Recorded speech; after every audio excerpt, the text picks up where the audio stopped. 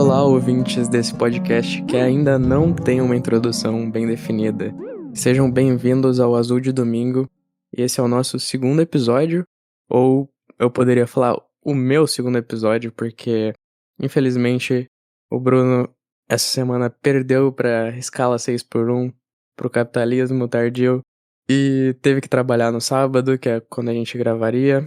Nós já tínhamos um tema definido que vai ficar pro próximo episódio da semana que vem, que é o filme Together, Juntos, do Dave Franco, foi até mencionado no episódio passado, e será discutido no próximo episódio, quando nos reunirmos novamente.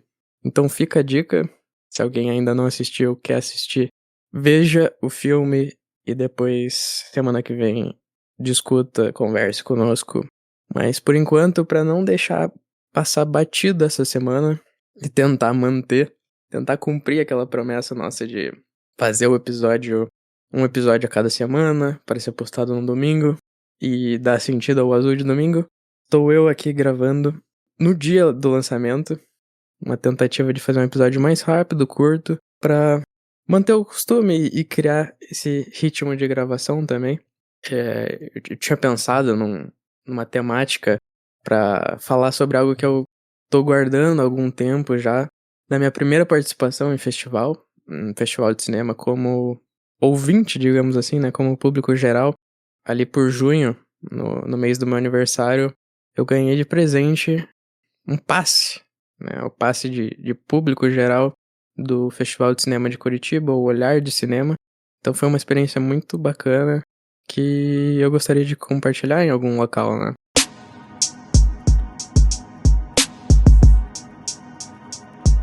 Deixar pro pessoal que acompanha se talvez seria uma experiência legal nos próximos anos. É um festival que acontece todo ano, e muitas cidades do Brasil, não só Curitiba, tem festivais de cinema com essa mesma pegada, né, que são festivais que onde você pode encontrar filmes que não encontraria em outros lugares. Foi até algo discutido na abertura, onde o filme Cloud, do Kiyoshi Kurosawa, foi exibido, uma exibição na Ópera de Arame, então já aí fica uma experiência diferenciada, né, que vai ficar com certeza pro resto da minha vida. Assistir um filme na Ópera de Arame, quem não é de Curitiba, não é um local, assim, acostumado a passar filmes, são mais até orquestras, peças e até muito conhecido por formaturas de ensino médio ou até faculdades. Um lugar muito bonito, ao lado da pedreira Paulo Leminski, onde muitos shows internacionais que vêm pra Curitiba também acabam passando por lá. Mas essa acho que seria a principal atração, assim, desses festivais, é você encontrar filmes que muitas vezes não vão bater, né, acontece, mas, se você encontrar um que realmente fala com você, aquele provavelmente vai ser o único local onde você poderá assistir o filme, né, então vai ser muito difícil você reassistir, pegar uma outra sessão ou até mesmo achar online por meios alternativos. Então acaba que é uma experiência que vai ficar com você, né. Eu tive filmes que eu não gostei, realmente eu achei chatos ou, não gostei da experiência de assistir, mas os que eu gostei realmente compensaram. Inclusive o meu filme favorito do ano vem do festival, né, já daqui a pouco eu vou falar sobre ele, mas tentando pegar os itens mais relevantes, assim, claro, o preço é algo que tem muita importância, né. Se eu não me engano, foi um presente, eu não comprei, mas o passe do festival tava ali por R$ 140, e o que que ele faz, né. O festival ia de 11 de junho até dia 19 de junho, e com o passe você, além do filme de abertura e do filme de encerramento, você tinha 2 ingressos por dia, né. Então, você poderia usar 2 ingressos a cada dia só pra você, não poderia comprar pra outro, né, você ganha um crachazinho de identificação, não poderia comprar pra outra pessoa, e nem usar no mesmo filme, né. Então, ali ao longo do dia tinham uns 5 locais, 5, 6 locais de exibição, ao longo da cidade, né, pela cidade de Curitiba. em torno de 10 filmes sendo exibidos e você poderia escolher os 2. Ali às 10 da manhã de cada dia você tinha que resgatar. Eu não tive problema com o resgate, né, falam que uma questão do festival é isso, muita gente querendo assistir o mesmo filme, e algumas sessões acabam mais vazias. Eu não tive esse problema até o filme de encerramento, Verde Oliva, que seria exibido ali no Museu do Olho, que foi outro local que eu não estava acostumado a assistir filmes e tive essa possibilidade. Na exibição do Museu de Olho, que aconteceria hum, logo antes da premiação do festival, eu não consegui. Eu entrei 10h05 no aplicativo do Olhar de Cinema e não consegui o ingresso. Mas felizmente eles abriram outra sessão no Cine Passeio, que é o cinema de rua mais conhecido aqui de Curitiba, é um dos únicos. Opções além de cinema de shopping.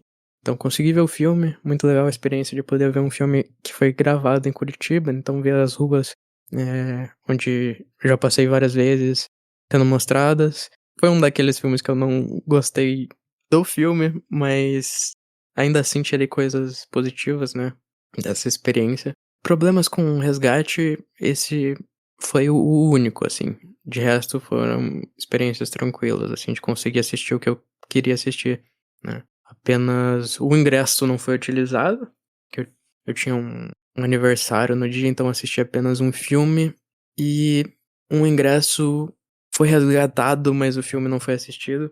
Quer dizer, o filme foi assistido, mas eu assisti no dia seguinte, né. Eu resgatei pra um dia, acabei não indo, e esse é o limite do festival, então você pode resgatar 2 ingressos e não ir. Depois disso você, acaba perdendo o seu passe, né. Então isso aconteceu apenas uma vez comigo, com o filme Medidas para um Funeral, que foi o mencionado como o melhor filme do ano pra mim.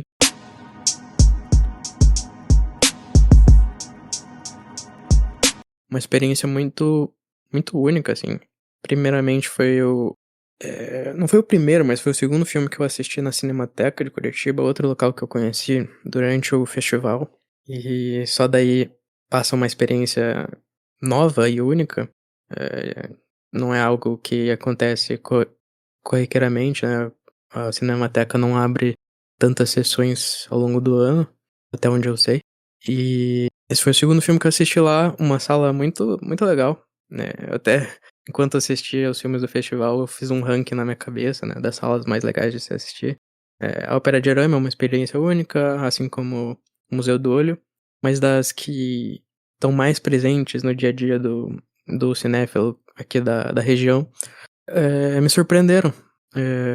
A sala já conhecida do Cine Passeio, pequenininha, a sala da Cinemateca, que eu achei muito interessante a ideia de ter uma tela abaixo da tela só para a legenda, acaba dando destaque para a legenda e não ocupando parte da tela, eu achei algo bem legal. E a minha sala favorita do Cine Guarani, que fica no Portão Cultural, logo ao lado do terminal do portão, uma sala pensando na posição das cadeiras, né, aquilo de você conseguir assistir sem ter uma cabeça na sua frente, e o tamanho da tela, a disposição das cadeiras e também um local muito bonito, né. É a sala que saiu ganhando nessa experiência toda.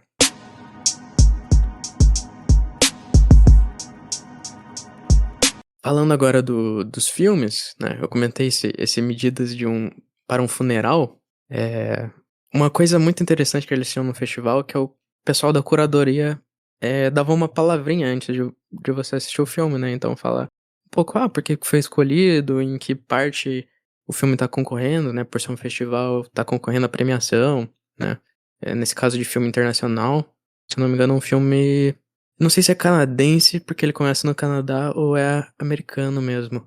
Da diretora Sofia Bodanovich. O que eu sei um pouco sobre ela é o que falaram antes do filme ser exibido, né. É uma diretora que foca muito nesse método que se mistura com a vida real, né. Ela pega figuras da vida real, faz uma pesquisa extensa sobre essa pessoa e coloca numa ficção, né. Essa pessoa faz parte dessa ficção.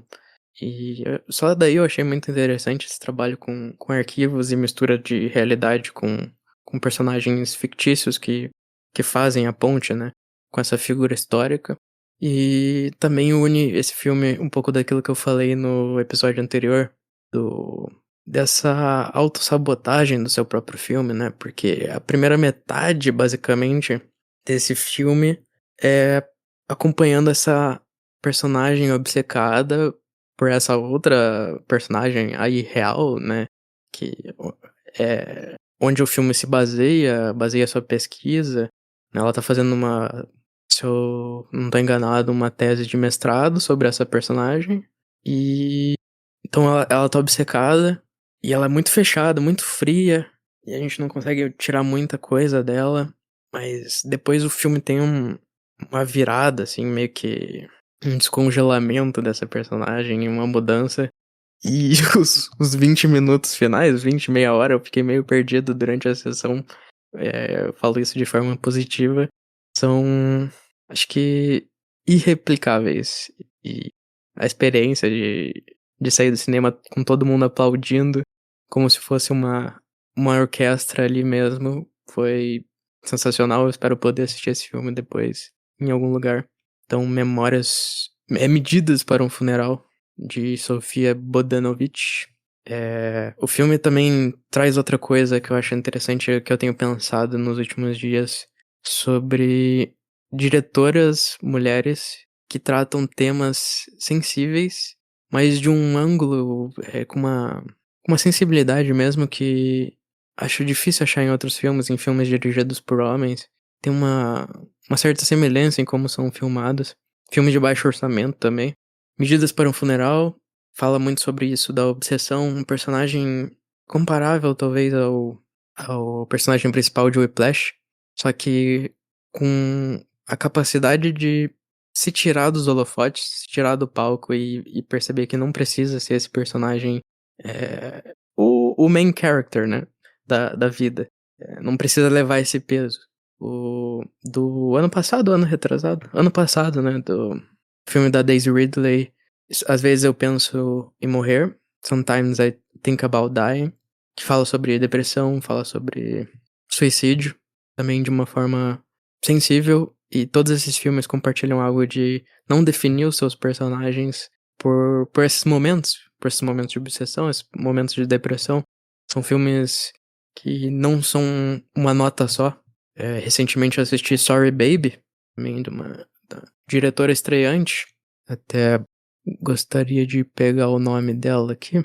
Podem ter visto recentemente uma conversa dela com a diretora de Materialistas, com um comercial que ela fez também sobre não machucar animais, né? Ela tem um gatinho durante o filme, então fala que sobre esse cuidado com os atores bichanos. A diretora Eva Victor, que também é a estrela do filme, né?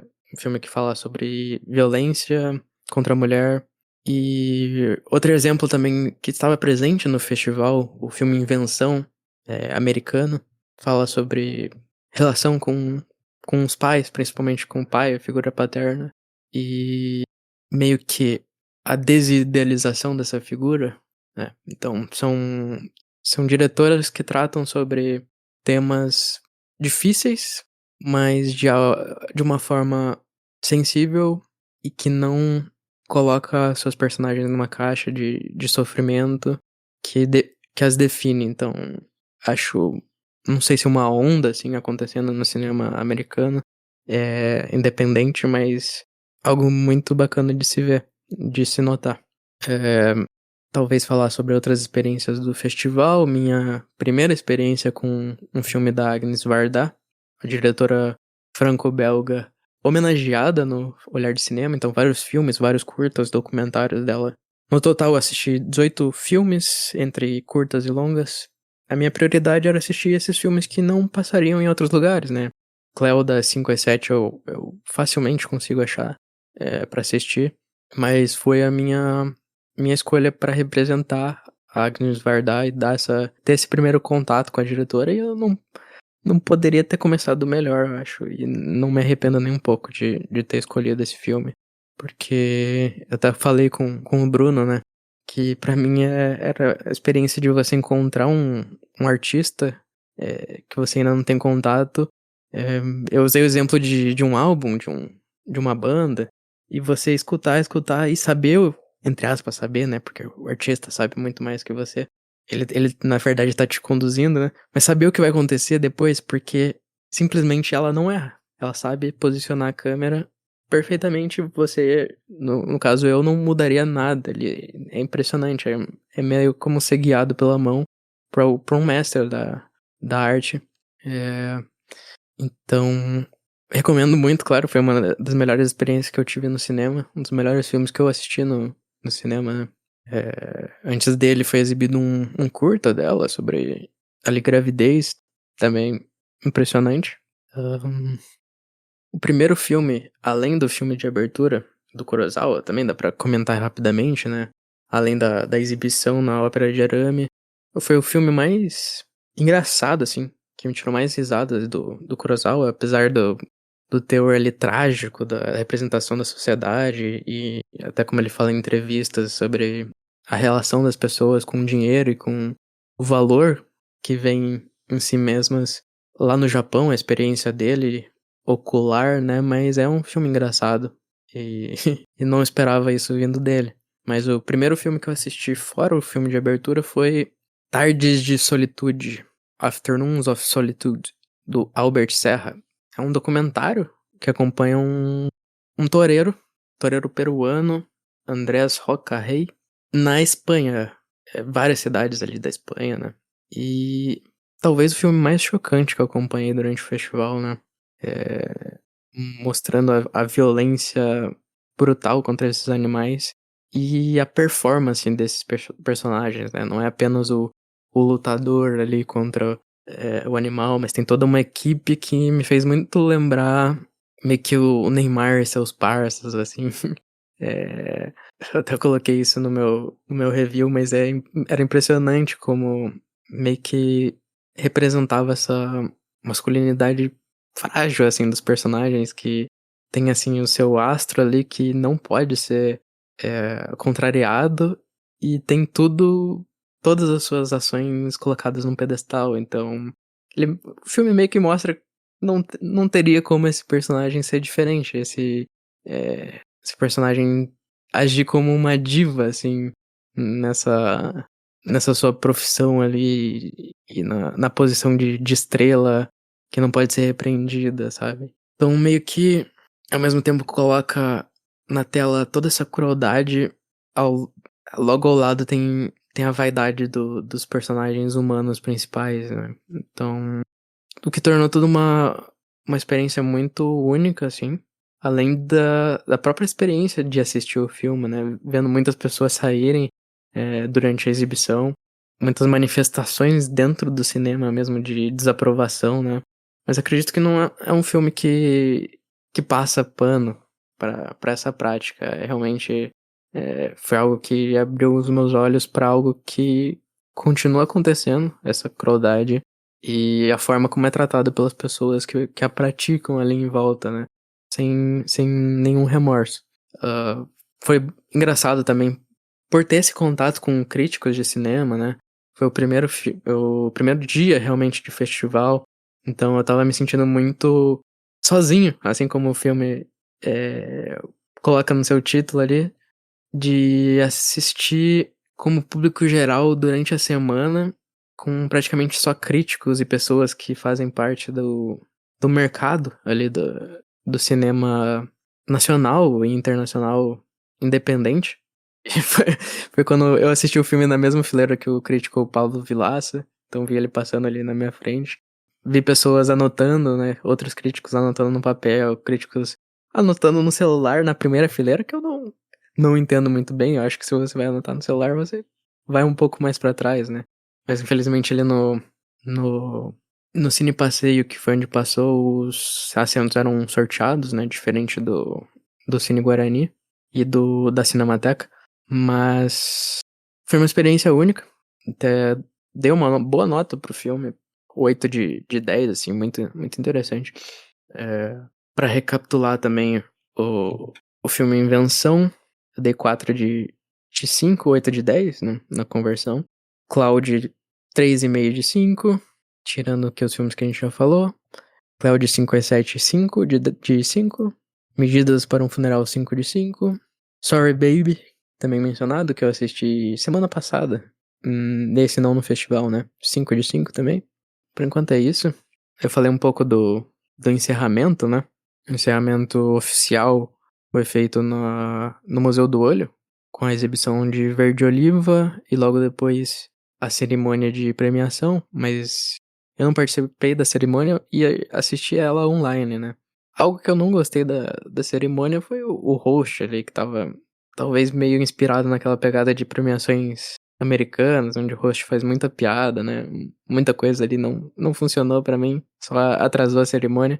Mas eu não tava lá presente, então eu podia simplesmente passar o vídeo, né? E nessa premiação eu consegui definir os filmes que eu assistiria no dia seguinte, porque os premiados seriam reprisados nos cinemas que participaram do festival, né? Então no dia seguinte eu tive a possibilidade de assistir Cais, um documentário que ganhou documentário nacional, e o filme Ariel, um filme espanhol, português, que ganhou melhor filme internacional. Então assisti o documentário nacional premiado e o filme de ficção internacional. Até uma outra crítica minha, né? Porque no dia seguinte os filmes, filme nacional e filme internacional, passavam basicamente no mesmo horário em locais diferentes. Se eu não me engano era isso. E os documentários também passavam ao mesmo tempo, então você tinha a possibilidade de assistir um documentário e um filme de ficção. Então, não conseguia assistir os 4, né? Teria que pagar 2 do próprio bolso, porque tinha apenas 2 ingressos por dia, né? Mas não era nenhuma possibilidade. Então, Ariel conta basicamente sobre... Tem sua personagem principal como uma atriz de teatro de uma nova companhia, né, ingressando em uma companhia de teatro portuguesa, que faz uma viagem de talvez reconhecimento para captar novos artistas para essa companhia ali na Espanha, uma ilha da Espanha, e descobre que essa ilha é habitada por atores que ficaram presos no papel de algum personagem do Shakespeare. É um filme muito interessante, assim, demorou um pouco pra eu conseguir entender a ideia, e não só entender, mas sentir ela funcionar, mas foi um filme que ficou comigo depois de sair do cinema, eu gostei muito da experiência e da interpretação que eu tive. Então, foi um ponto positivo, juntamente com Cais, que foi o documentário brasileiro da Safira Moreira dos Santos, que além de diretora atua no filme. Ela atua com seu filho. Foi uma das estrelas ali da, do evento de premiação, com, levando a criança até o palco. E fala um pouco sobre a vida ali numa comunidade sustentável que fabrica seus próprios adereços e acessórios e alimentos, pelo menos nesse momento ali em que o filme é gravado. É um filme muito meditativo, eu diria. Não no sentido, não me deu sono, apesar de eu assistir muito tarde do último dia de festival, mas pelo contrário, me deu tempo e espaço ali com silêncio para meio que digerir tudo ali, toda essa experiência que eu tinha vivenciado, né? E foi muito legal, foi um fechamento que acho que engrandeceu toda a experiência, além de ter momentos de sabedoria, aqueles momentos que você não espera ouvir, assim. Você.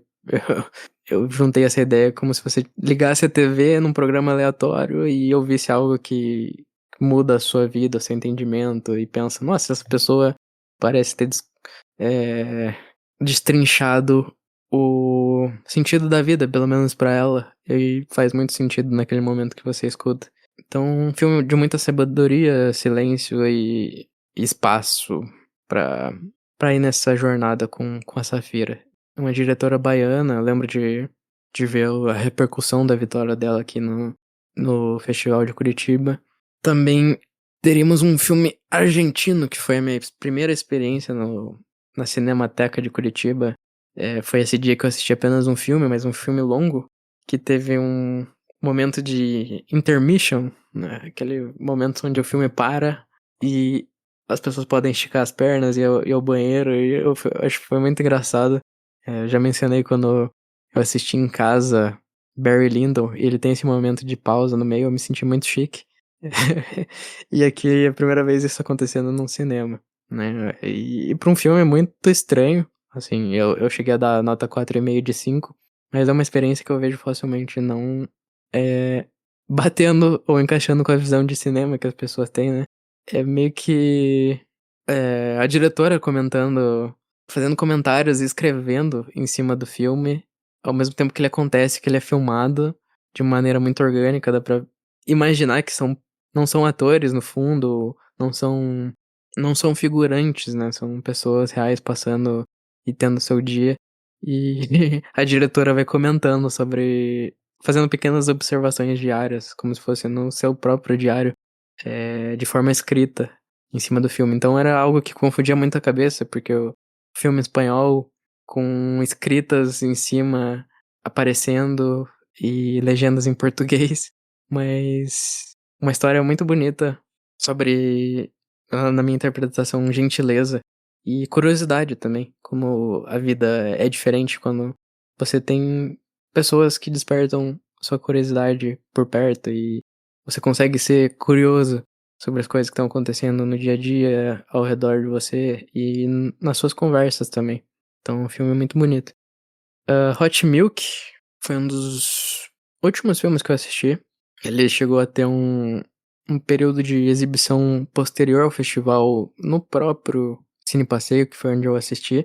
E não é de se estranhar, porque ele tem, por exemplo, a Emma Mackey, que é uma das principais de Sex Education, na série da Netflix, né, como uma das atrizes principais desse filme. A própria estrutura do filme, o encerramento dele, que na minha cabeça surgiu muito como um encerramento de livro, assim.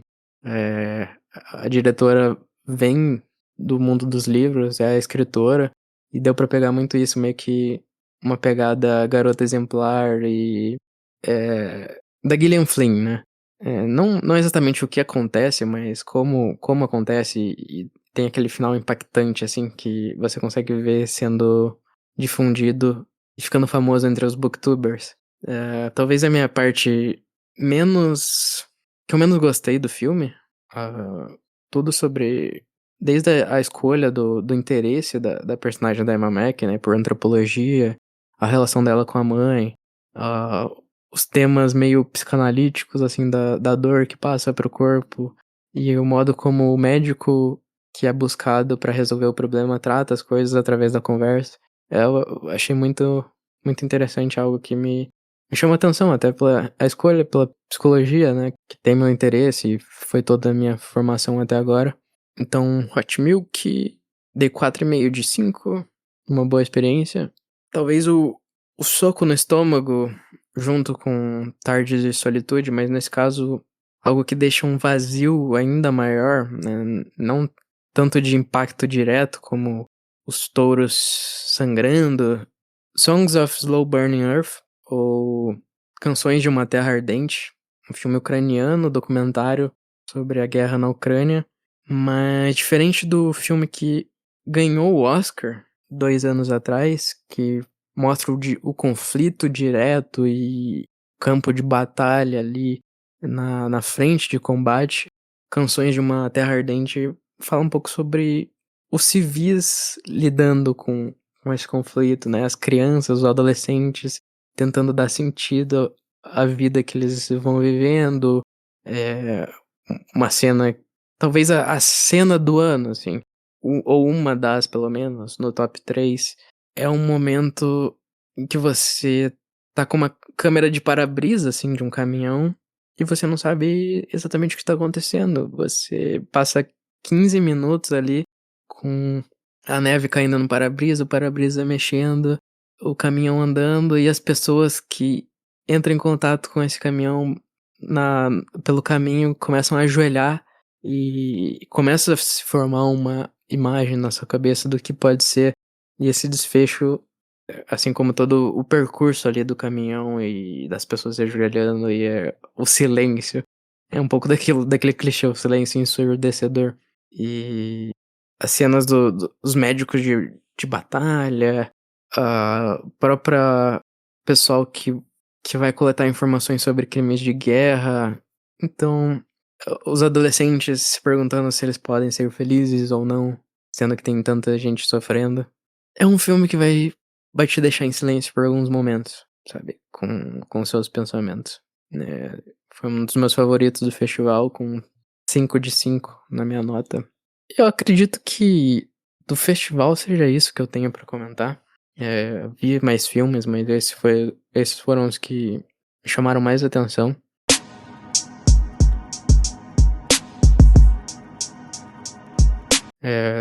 Acho que para um último comentário que eu tenho sobre filmes que eu assisti recentemente é o episódio, pode surpreender, o episódio de Black Mirror Eulogy, com Paul Giamatti. Paul Giamatti já chama atenção, né, logo de cara, mas eu achei esse um episódio fantástico sobre aquilo que poderia ter sido e por que não foi, e esse afastamento dos conflitos, das brigas que colocam tudo em perspectiva como algo tão pequeno pode ter acabado com algo que era tão grande, ou tinha a possibilidade de ser. Trabalhar com isso das memórias. Pra mim veio muito, eu como grande fã do jogo Disco Elysium, e todo o peso que o passado emprega no personagem principal, né? Foi uma ponte que eu fiz. É meu jogo favorito, e esse, acredito que o meu episódio favorito de todas as temporadas do Black Mirror. Felizmente eu passei pelos 2 primeiros não gostando e continuei pra entrar em contato com esse episódio.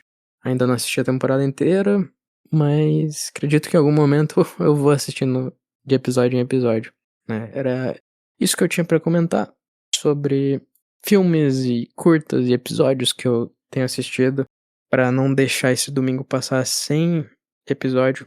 Eu queria ainda assim fazer meio que uma retratação, não uma retratação muito séria assim, mas eu achei engraçado que após a gravação do episódio sobre Weapons, eu assisti o Zack Crager numa entrevista no podcast The Big Picture, que eu inclusive recomendo. Acho o Sean Fennessy um, um bom host e um ótimo entrevistador.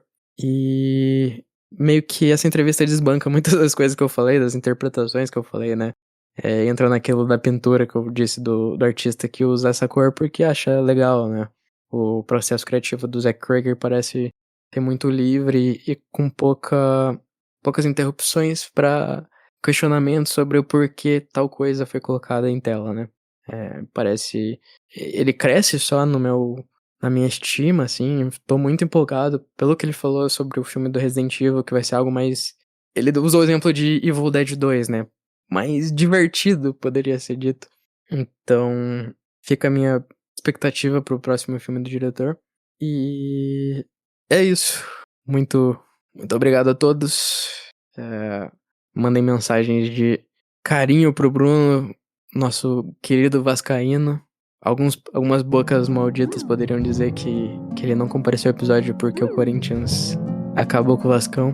Eu sou corintiano, Bruno é vascaíno, mas eu não sei se eu concordaria com essas tais bocas. Muito obrigado, gente. Um bom domingo e até semana que vem.